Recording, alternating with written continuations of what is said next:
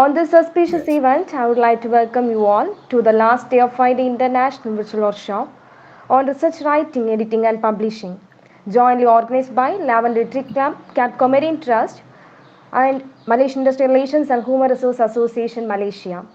So today we have two speakers, Associate Professor Dr. Nadrajin Tambu and Dr. K. Lily. It's time to move on to the first speaker, Associate Professor Dr. Nadrajin Tambu, a senior lecturer in the Department of Moral, Civic and Character Development Studies, Faculty of Human Science, Sultan Idris University, Perak, Malaysia. He has 25 years of experience as a teacher and lecturer and became the chief researcher for many studies on the use of drama and theatre in moral education. He has written many scholarly articles in national and international journals and also won several gold and silver medals in the moral education innovation competition at the university, national and international levels. He presented numerous papers in national and international conferences. Along with this, he has published two books entitled Blended Learning and Moral Education Practice for Lecturers and Teachers and Foreign Theatre in the Teaching and Facilitation of Moral Education. It's our immense pleasure to invite Associate Professor Dr. Nadrajin Tambu to this scenario. Over to you, sir. Okay, thank you, ma'am. Thank you very much.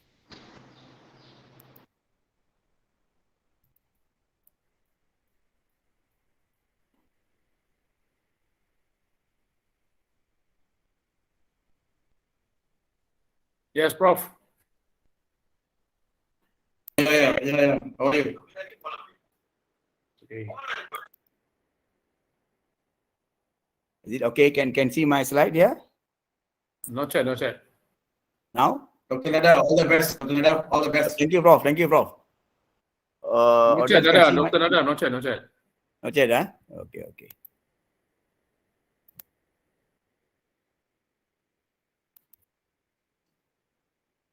All USM guys. Okay. Hmm.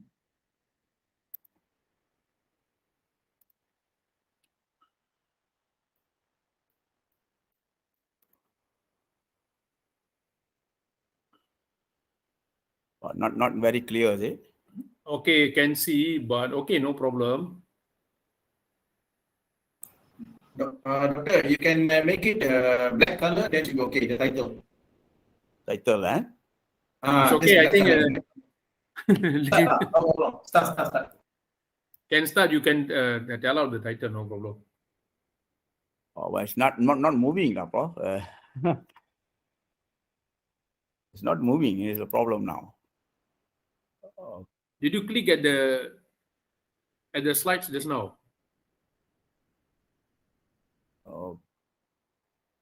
okay. Maybe you don't No, Okay, can moving. Okay. It's on, can, eh? Okay. Okay, good day and good evening, everyone. Our presentation today is about ethics and plagiarism in qualitative research. Okay, when you think about research, it's very important thing is we have some ethics and rules for do our rigorous research. Okay, what is ethics actually? Ethics is a rule of law that must be followed by professional practitioners such as doctors, lawyers, managers, and even a researcher in the field of science and social sciences. Okay, ethical principles are standard, usually outlined by professional associations. Among the well-known professional associations that set the code of ethics for research are the American Educational Research Association, AERA, the Social Sciences and Humanities Research Council of Canada, and the American Psychological Association, to name just as few. Okay, ethics. Okay, what is ethics actually? Ethics come from the Greek word ethos, which means a manner or a character associated with the concept of right and wrong. Okay, ethics mean it's a concept of right and wrong.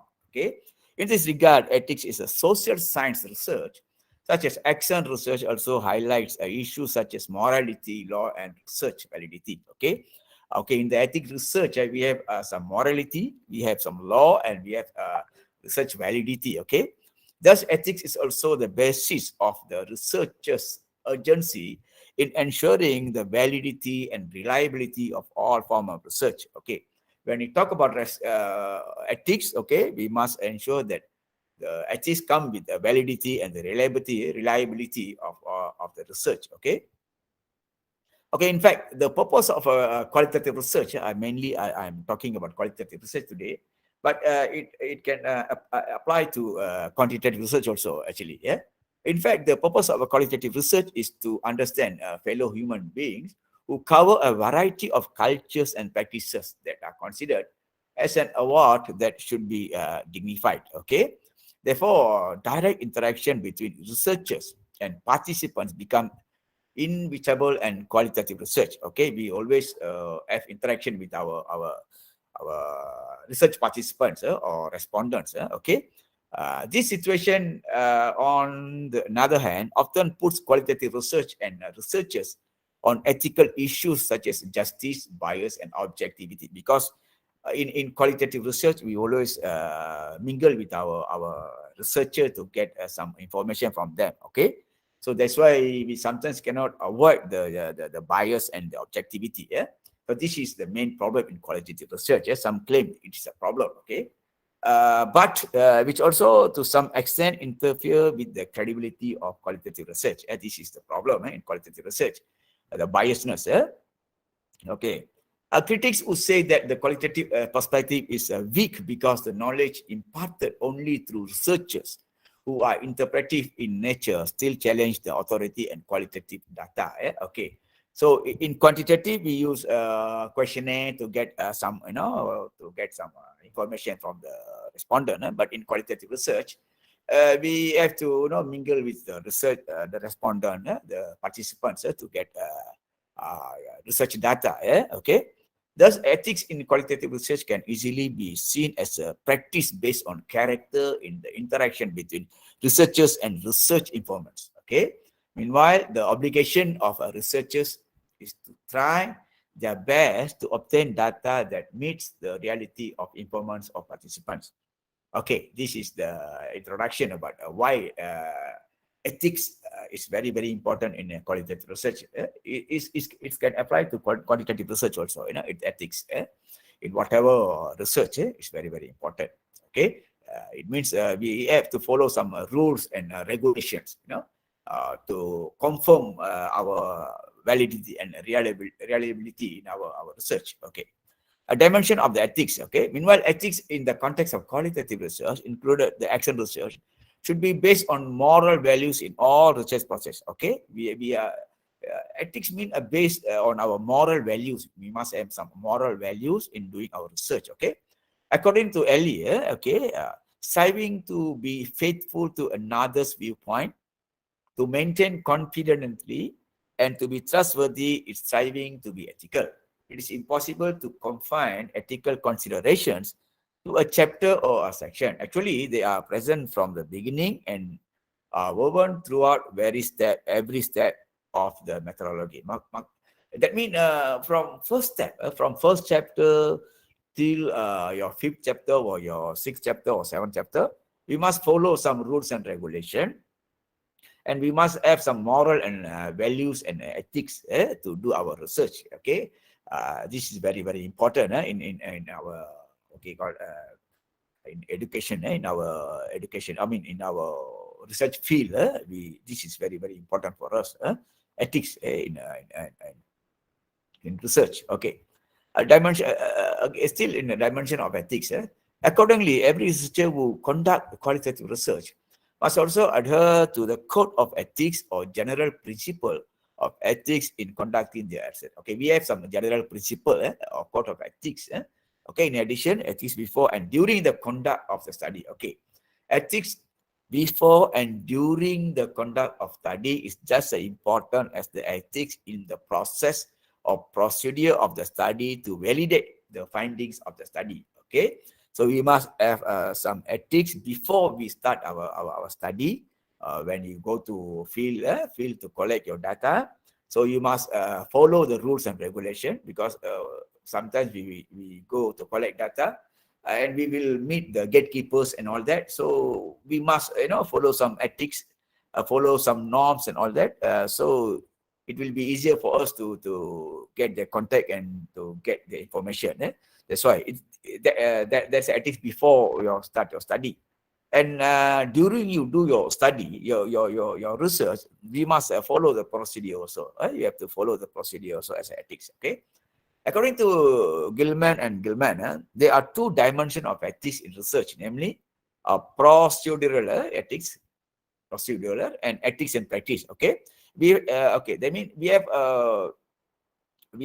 some ethics and procedure. When you do some procedure of study, maybe design, some design of studies, we have to follow this kind of ethics. We have to follow some ethics. Okay. Same goes to like ethics in practice. It's both same. It's an equal weightage. We have to give the equal weightage for both procedural and practice. We must follow some ethics. Okay. Procedural ethics is the acquisition of concern from the relevant ethics committee to conduct research involving humans.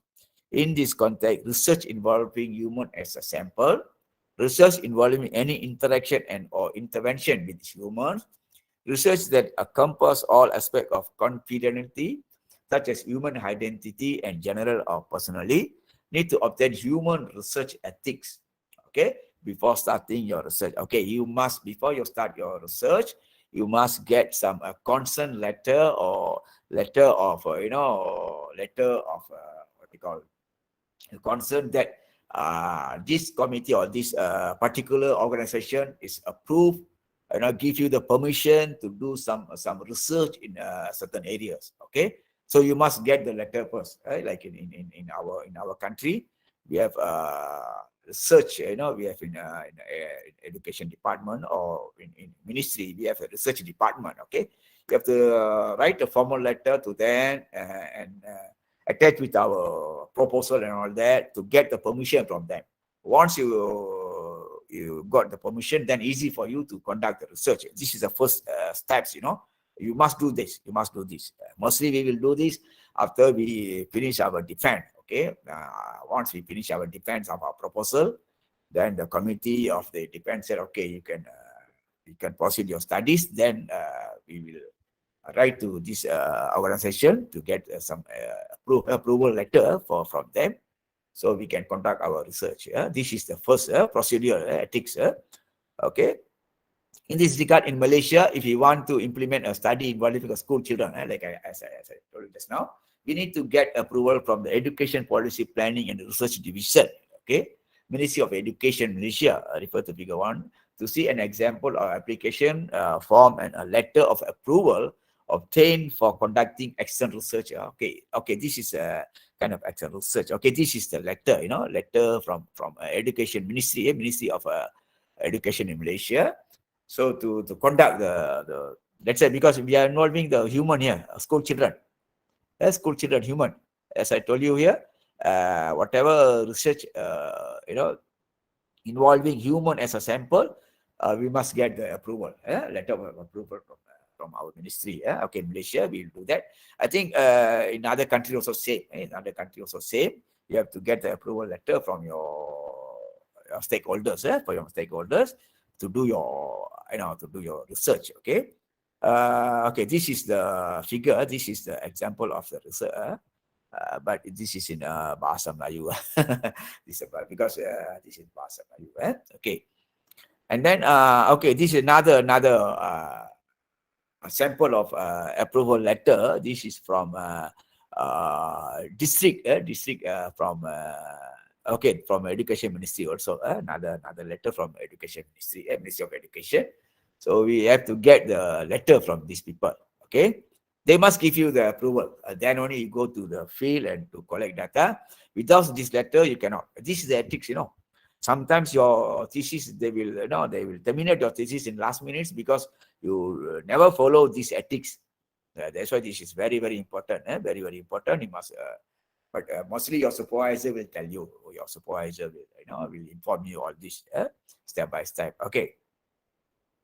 Again, the procedural ethics. In addition, universities such as my university, is collaboration with the Center of Research Management and Innovation. Okay, every university, I think you have the Center of Research Management and Innovation in Center of Research. Okay, have developed the Research Ethics Committee. Okay, so nowadays, now the new practice in our university, we have this Center of Research Management and Innovation. Okay, so they have a certain form. You have to fill out certain form to get the approval from them.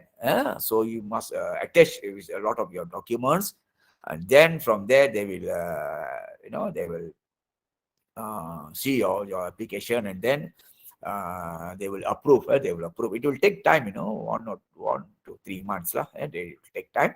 Okay, all researcher, undergraduate students and postgraduate students, undergraduates also, who conduct research related to human subjects need to obtain research ethics approval from this committee before beginning their research. Okay, this is the committee, another committee from university. You have to get from university. First, some university, they will put rules and regulation that you have to get from the university. The second is you have to get from your ministry, your stakeholders. Sometimes we have to get the letter from your gatekeepers also. Let's say you are going to school meet, the principal must give you the letter also. Once you have this letter from your ministry and letter from a university, mostly your head of department or school headmistress or headmaster, they will approve your for your research. Okay. This policy has been enforced. Okay, this is the policy. Okay, application letter. Okay, this is the application letter some of application letter. Section 8 subjects. Okay, this is okay. Okay, you look at the number 2. Okay, state the vulnerable subjects. If this research will involve potentially vulnerable subject population such as children under 18, pregnant women, indigenous people, disabled athletes, and etc. Okay, this is the vulnerable. That means, why we have this ethics, sometimes, we will go to get we try to get the information from this, like we call this vulnerable people like children under 18, pregnant women, and all that. It will involve their psychological factor. You see, it will involve their psychological factor. Sometimes our questionnaire or our question will be, what they call it, disturb their mindset, disturb their mind and the psychological, psychological part and all that. That's why we need this ethics. Some, let's say you want to do some research with indigenous people, okay, because their norms is different from our norms, so they will see your questionnaire. They will see your questionnaire, whether your questionnaire will really disturb them or not. If your questionnaire will disturb them, then they will ask you, the committee will ask you to change the questionnaire and so on. That's why we need this ethics and all that. We have to, we have to apply for this ethics and all that. Okay, this is the reason why we have to apply the approval letter from these people. Okay, from this organization or this ministry and all that. Okay. Okay, while ethics in practice. Okay, what is ethics in practice? Okay, just now we went through ethics in before the procedure. We have some procedure before you go to the field to collect data. We have some procedure, procedure to get approval letter, a consent letter from parents, consent letter from your university, approval letter from your from your district. If you want to go to indigenous, you want to do some research with indigenous people, maybe you will have to get from the organization of indigenous people. Maybe you have to get the letter from them. I think then only they will allow you to do some research there. Sometimes they will follow. Sometimes few officers will follow you to help you to collect data. That's why we need follow all these procedures. Okay.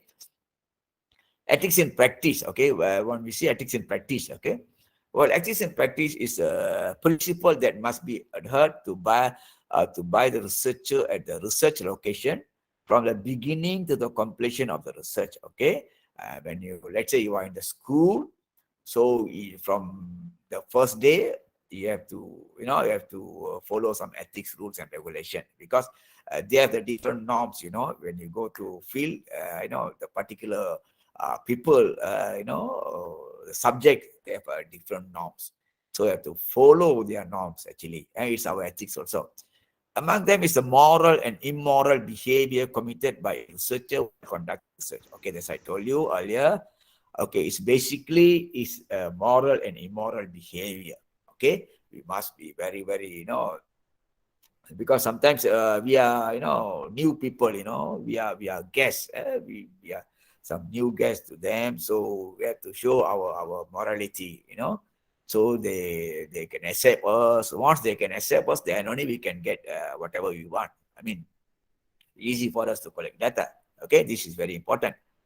Ethics, which also serves as a guide, outline the principle to guide researcher to conduct research legally, properly, and accordance with the laws and procedure of moral research. As I told you, it must be legally. You cannot simply go to the place and you just collect data from there. No. It cannot be like that. You must go legally. That's why you must have all these letters, all these behaviors. You must show the good example to your participants, to your research respondent. So properly and accordance. Once your documentation is good, proper, then easier for you. So if any question arises, then you can handle it. You can handle it with this document. That's why this is very, very important. Very, very important. Ethics is very, very important for all the researcher. We also went through the same thing. When we do our research, we also went through the same thing. Okay.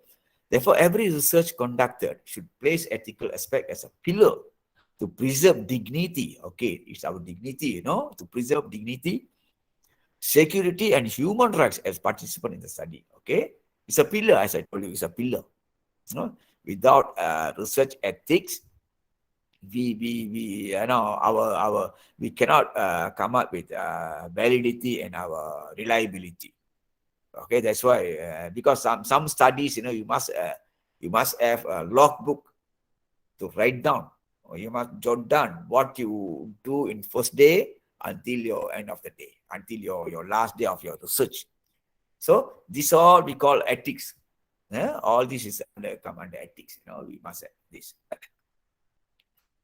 Okay, ethics in practice. Excuse me, let me drink some water.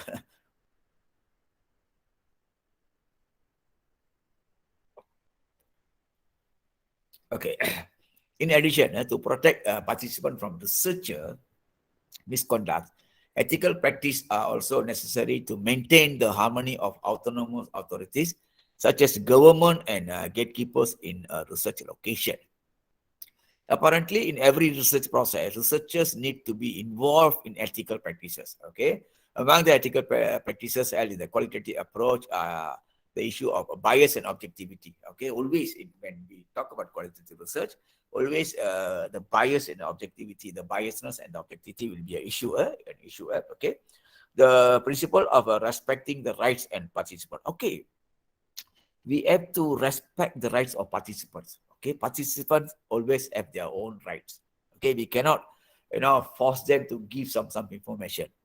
If let's say the participant don't want to cooperate with you, anytime they can pull out from the study. They can do that. Okay, respecting autonomy. Okay, sometimes we go to some places, we will have the autonomy. We will have the leader of the community, leader of the place and all that. We have to respecting them, authority, respecting gatekeepers. As I told you, if you go to some places, there will be a gatekeepers. Integrity, yes, integrity. Okay, integrity. We cannot leak out whatever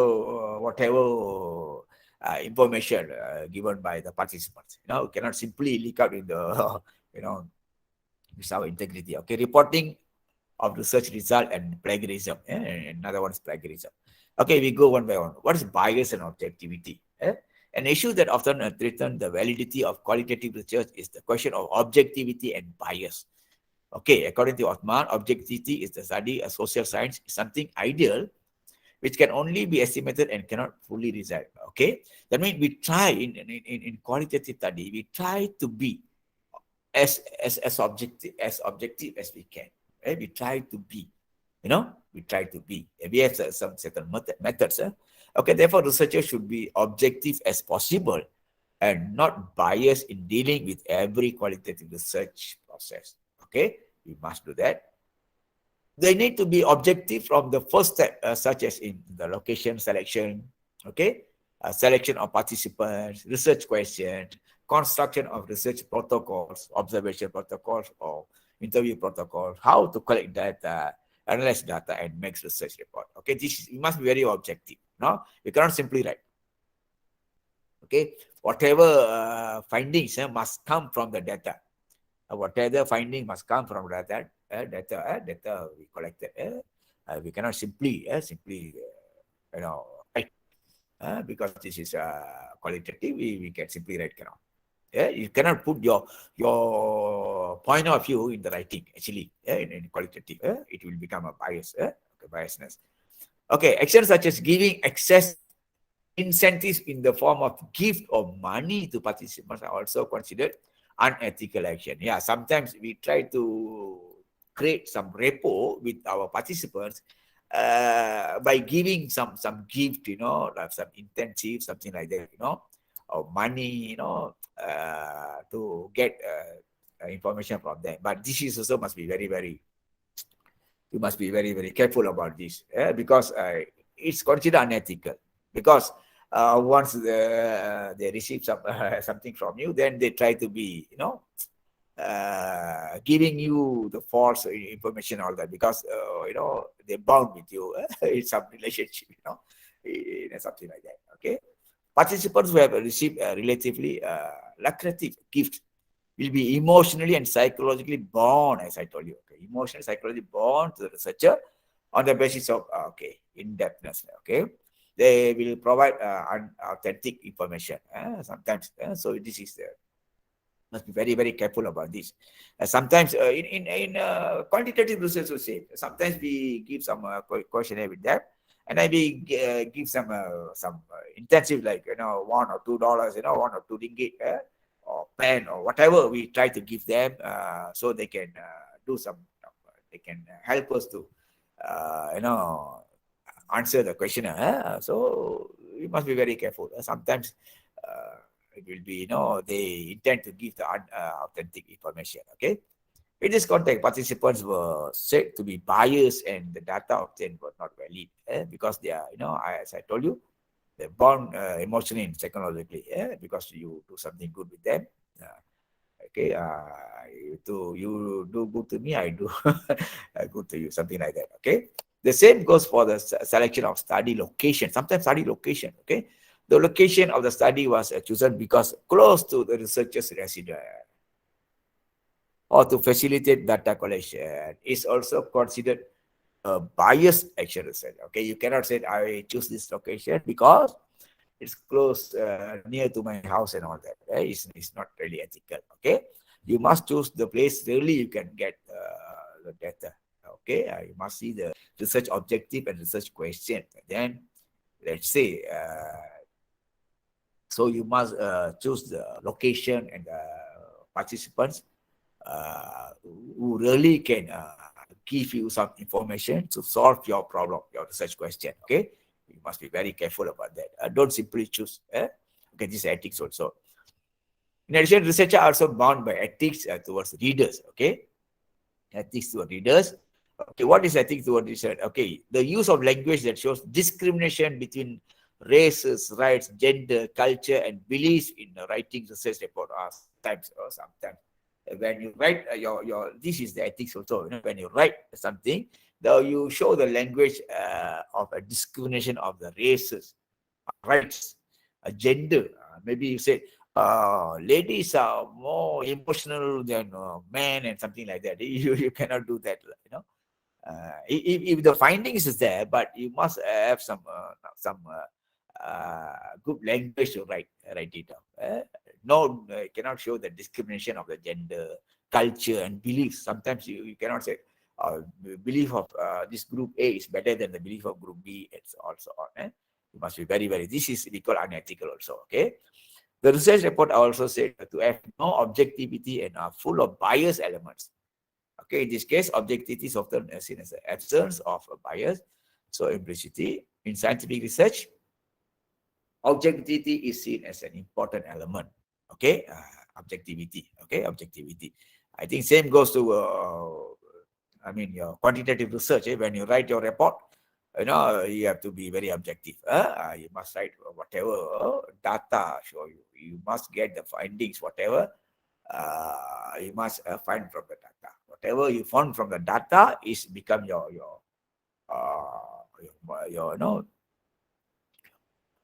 information to write a study. Write about your study. Okay.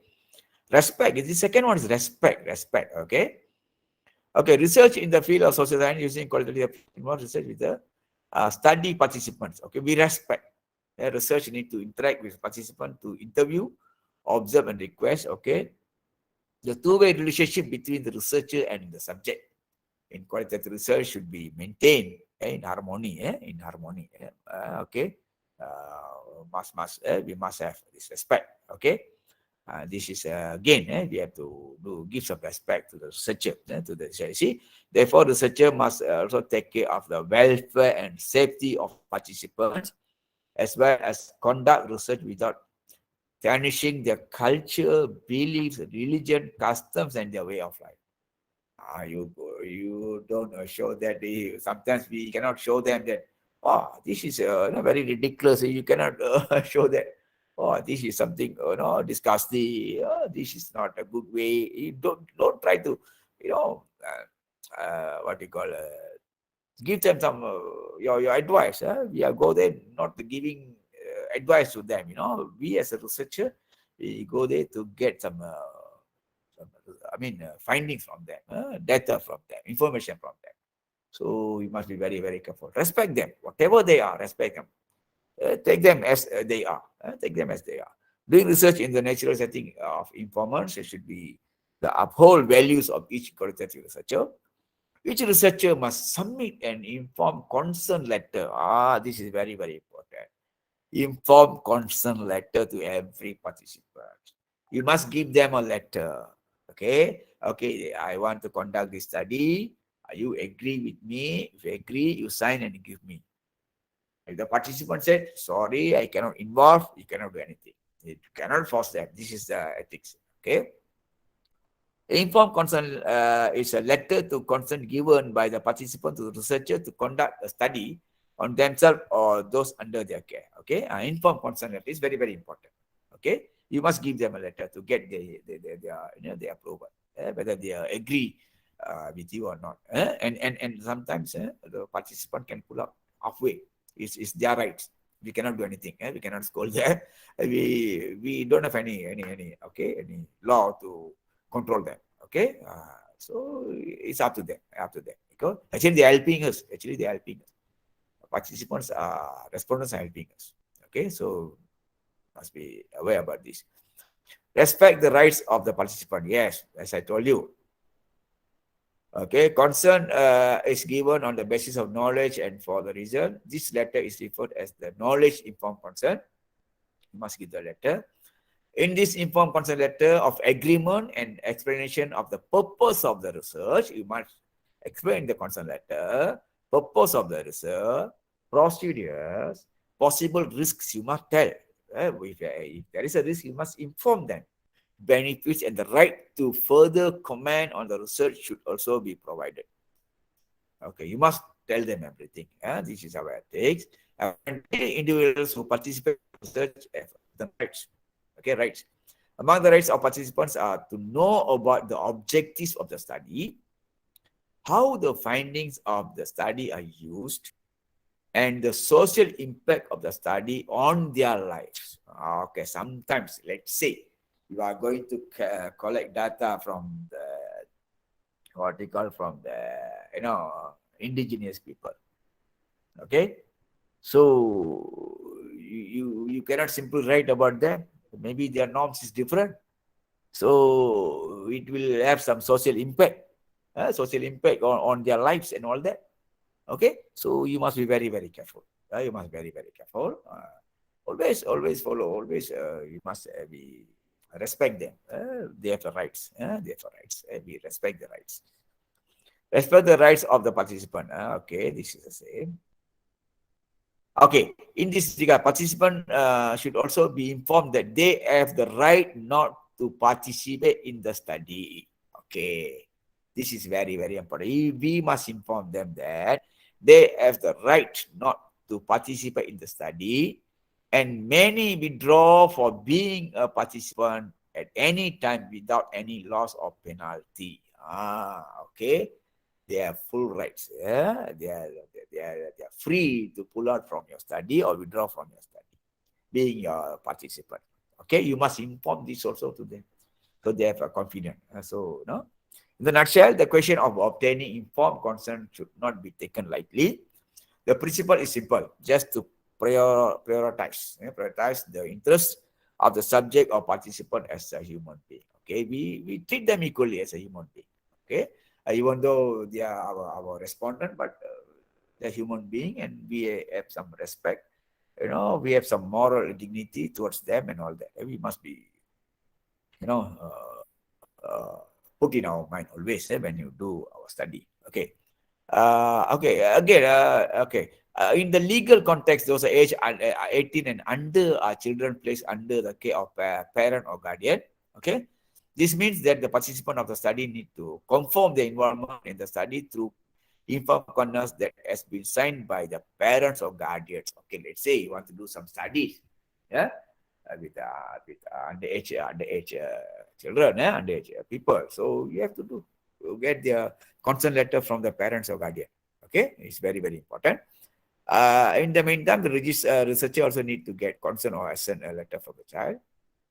Okay, this is the consent letter from the parents of children. This is an example of the consent letter. Okay, this is the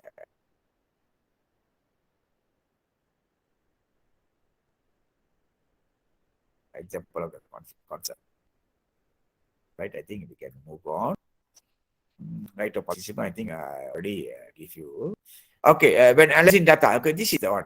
When analyzing data and writing a study report, that true identity of the participants or collaborating partners, okay, real names and participants can be replaced with nicknames, giving numbers and figures such as before. Okay, this is our ethics also. We cannot reveal the real place and real name. Okay, we cannot reveal the real participant's name and real place. We cannot reveal. It's unethical for us. Okay, so you can replace like informant A, informant on. Okay, this is very important also. Give back to participants. Okay, at the same time, researchers also need to find ways to help participants in any way to benefit them. Okay, let's say, or you already collect the data and all that. At the end of the data, you can give them some token of appreciation, not beginning, as I told you. Okay, for example, in a study involving HIV patients, one researcher shared a proceed of book sales, book selling and royalties with these people, because these people help them to give some data. So from the royalties of selling books, so they give them. And this we can do in the end of the study. Give back, because we want our participants also will get some benefit from our studies. That is our objective also. Okay. Okay. This is okay. Okay. As I told you, respect the autonomy, local government. As I told you, just respect autonomy, local government. Okay. Okay. So we will get the letter of consent. Okay. Respect the individual in power. Okay. As I told you, as gatekeepers, powerful individuals. Sometimes they are referred as gatekeepers or powerful individuals who play a role as leaders. Okay, we have to respect them and try to get them, try to get their their agreement also. Let's say they agree. They must give some letter also to us. So, excuse me, let me.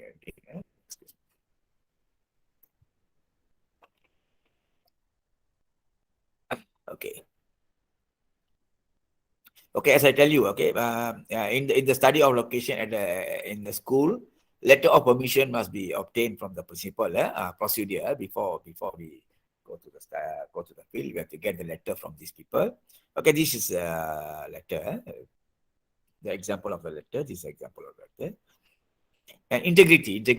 In addition, an aspect of integrity, validity are often raised to the occasion of qualitative question. Okay, according to Lincoln and Nadrajin, the quality of qualitative research is no longer associated with formulation of universal law or apparently objective truth.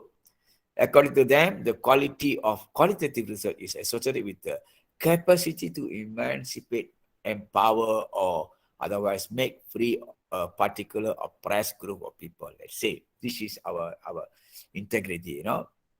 We must be truthful. You must be truthful. You must be honest to do our study or to do our data analysis and all that. Okay. Therefore, qualitative research quality issues cannot be relied upon for design and methodological elements only. It's not only for design and methodological. It's more than that. Yeah? How you treat your what they call your respondent as a human being. That's very, very important for these people. Okay. Okay. When you reporting a research result,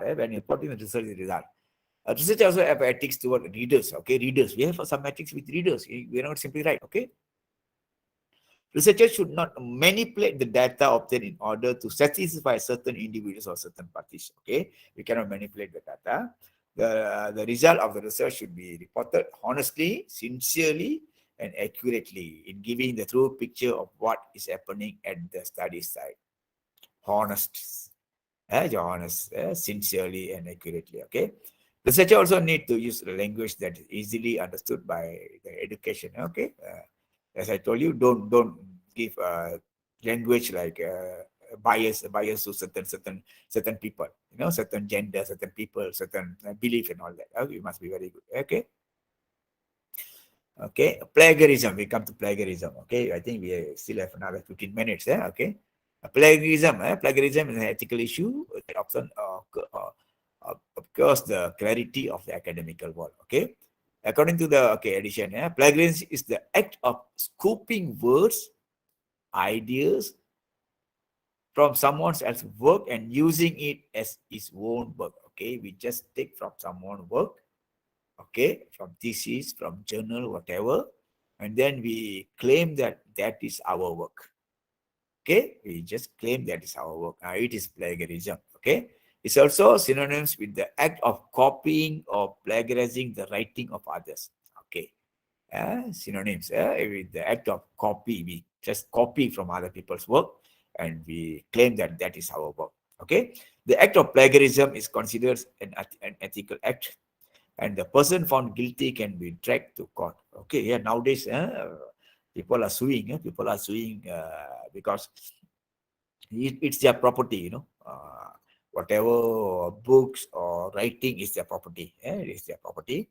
So once you take from them, okay, you copy from them, whatever, and you without you giving any recognition with there for them, then it will become an issue, and they can sue you. Okay.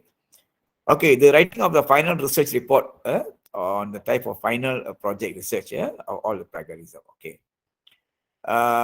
Okay.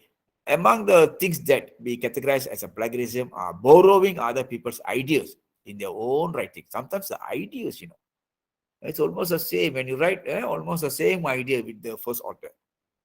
Okay. Taking most of the writing from the other people's text without providing legitimate source and citation and hiring other to write your thesis. Okay, this is another plagiarism also. Suppose you have to write the thesis, but some other people writing for you is a plagiarism. Okay. In any writing, recognition of the source, credit to the sources should be given to the party by stating the source of reference. You must give the reference. Okay. However, borrowing too much from one source can also drag to the author plagiarism. You cannot too much. Let's say you take at least A little bit okay enough. One or two quotation, one or two important things. Okay, you quote that. One, not simply take everything. Even though you give them a citation, but you give simply everything, and you give them a citation, it won't be your work. It won't be your work. Okay, I still consider it as a plagiarism. Okay, you must understand that. Just take the important things for your studies. Then you just give some citation. Okay.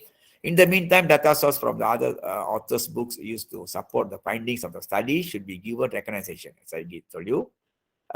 Statement taken from the authors without stating the author's name are considered plagiarism. You must give. Let's say you are taking from book A. Let's say you are taking from book from Balakrishnan. Okay, you must state his name, Balakrishnan, 1992. Okay, something like that. You must give the citation. The bibliography also you must give. Okay, let's say you are taking some quotation from book of Dr. Ganesan. So you must give the citation, Ganesan, 1992, something like that. Okay, you must give. Currently, plagiarism can be detached through the application of Turnitin. Okay, this Turnitin is an application, so you can check your plagiarism, whether your writing is a plagiarism or what, or your writing has some plagiarism or what. Okay, Turnitin is a authentic check service and plagiarism. Okay, Turnitin is also able to compare. Okay, sometimes we use the Turnitin to check our plagiarism. Sometimes without our knowing, we intend to write. Then we see maybe our idea is same with other people or then we can change it. We can change it with the Turnitin. Okay. Oh, okay. Come to the ending ready. Okay, conclusion.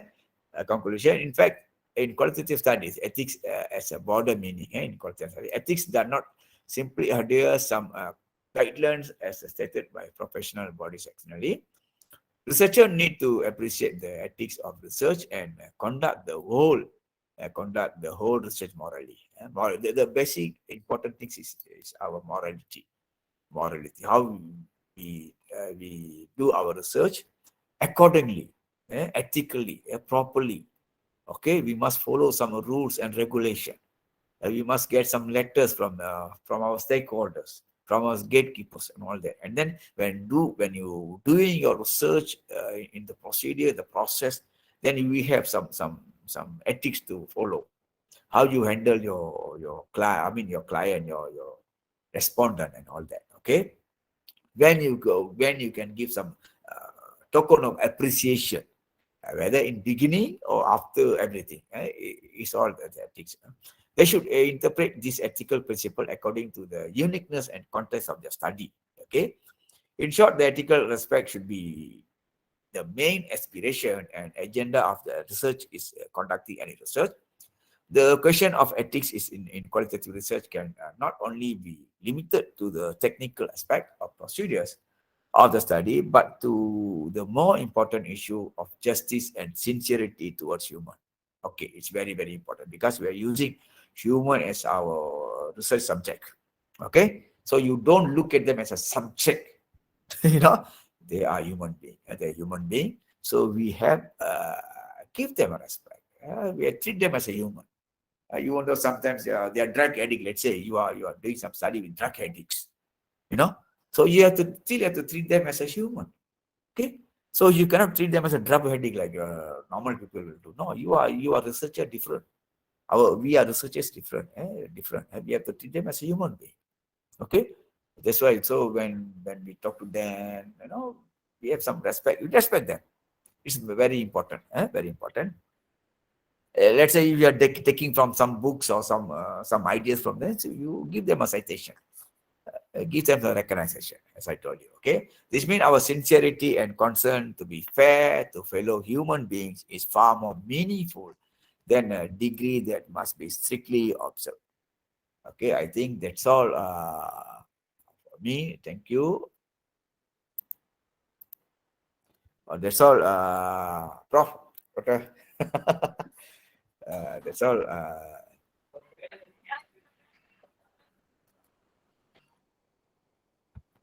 Dr. Nada, I Yes, have yes, a Prof. question to you. Yes, Prof. Okay, there are many, PhD student or master student or even researcher, academic scholars they are struggling about plagiarism because they know how to do the Trinity, okay? But what you would write percentage, exactly that you want to see the originality of the work. Some say 30%, 20%, 50%. So what is your, based on your experience, I know you are very vast experience in the research, and I'm really proud of you. You are the one that first become assistant professor after a few years, and you've been getting many PhD students. That one I salute you. So, Prof, can you share with us? Thank you, Prof. Thank you, Prof. Thank you all from your guidance too, Prof. I cannot stand alone here. USM all the way. All the way from Bala, and Dr. Ganeshan was my senior in our USM university. Okay, actually, Prof, some university like UPSI, they putting 30% as our degree of plagiarism, 30%, 30%. Mostly when the problem comes when we paraphrasing the quotations, whatever we take from other source, you know. But in you must have some language problem. Like let's say you are writing in English, so when your language are good, then easy for you to paraphrase that. When you put in certain things, then they will show you green color, red color, and all that. So that is a sentence we have to paraphrase, is it? So when we do that, when your language is good, then you can do that, Prof. Like in Bahasa Melayu, you know, we can paraphrase with that way. But mostly our students are mostly plagiarism in our most of the universities, I think shouldn't be a problem, Prof, because they give you 30%, Prof. They give you 20 to 30%. So I think a student able to do that. Only things they must have some some knowledge in paraphrasing the whatever the plagiarism. If they can do that, mean easy for them. Prof. Okay, thank you. Thank you, Prof. Thank you, Prof. Thank you. Yes, Dr. Nada. Yes, Prof. Doctor. not Prof. I should call you Prof. Okay, you were talking about all these ethical things in research. Doesn't matter whatever research is. So just now you were talking about procedural ethics, right? The procedures that we should have. I mean, we should practice, in fact, during our research. I mean, when we are doing our research. Okay, procedural, and then bias, plagiarism, and all these. So what is your advice for PhD students, in fact, PhD scholars, PhD students who are still doing their research, who never complete their research from the beginning part until to the end of the PhD thesis, because I know you have supervised many students in UPSI, University Pendidikan Sultan Idris, and I also know that you already have many students under you for PhD level, and since you are in the Department of Moral and Ethics at Sultan Idris University, what is your advice for PhD students? Because maybe some of them want to take things for granted in an easy way to complete the studies. Of course, we can't compromise on ethical values, ethics, and so on in the research process, because it's very important. Comes from plagiarism until to the end part when you're talking about Turnitin. When we look at our thesis, how many percentage and all this. So what is your advice for PhD students from the beginning until to the end, as a professor of ethics and moral?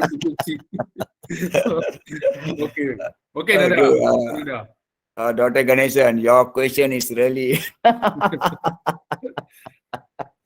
There, Dr. Key is there. Dr. Key is my colleague. Okay, hello, Dr. Key. A slot after this. Okay, then this question can be our PhD thesis. Okay, actually, Doctor, when new students, the what you call the novice researcher, the new researcher, sometimes they intend to plagiate from because they don't have any guidance, They intend to take from few books, whatever, they just put it there. for as a beginner. Okay, we as a supervisor, I think from Bala have experience. Once you read, you know already. As From Prof Bala, thinks, many uh, PhD students. In fact, yeah, he's the external then, examiner. So you should so know don't how get- it you all is know. done, right? Yeah, Actually, so what- the student blame all the supervisor. It's all right, you know. The Uh-huh. student should be blamed. So as Prof, so once you know already. So I think okay. For beginning stage is okay. It's okay. We just okay. It's okay beginning stage, but after that you know the idea how to write. Then you have to change it according to your research question and all that. If they leave it like that, then it become a plagiarism.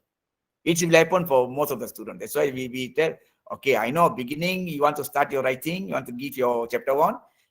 You will get take from here. Sometimes they will 100% take from your thesis. Later your student, they will take from your thesis. The citation, everything is from your thesis. I know that. So it like that. So we know that. So we just advise them. Okay, I know for beginning first chapter. Okay, you must change. Once you know the momentum, once you know how to write, then you must change. So each and every time, okay, let's say after your first chapter finish, okay, put it into anything and see what we can change, what we can paraphrase. Then easy for the student to come to do. So I think this is the way you have to do that. And second thing, PhD students must write. We all went through that. I think Prof. Bala, Dr. Ganeshan, we went through all that. We have to write. No, Prof, in Australia, just one sentence, just one sentence, because this external examiner, he cited examiner, one sentence only, go back. That's it. Go back without PhD, send back. Because Australia, no Indian cannot be like, like kasihan lah, sympathy lah, no way. The moment you plagiarism, you go back. That's why when I do my PhD, very tough. Every sentence I need to make sure that change, So Dr. Ganesan, not easy. Send back home. They like you go to like flight, if you cannot tolerate, send back home. That's all. They're not going to be like sympathy lah, you're my student, no way. Go back home. Wow, really. Good thing, Prof, you came back home with your PhD. I came back with the came back PhD. from Australia I came with back the because PhD. so scared to submit. And then when I come back, wow, every sentence must check, not easy. Tough. Yes. I mean, the percentage of plagiarism is very, very little, is it, Prof? The percentage, very little. Yeah, because last time, Doctor, we don't have Teledin. My time, not Teledin. So everything will be my supervisor. Each sentence. Manually they will check. Yeah, if the supervisor agree, you cannot submit your thesis for examination. No way.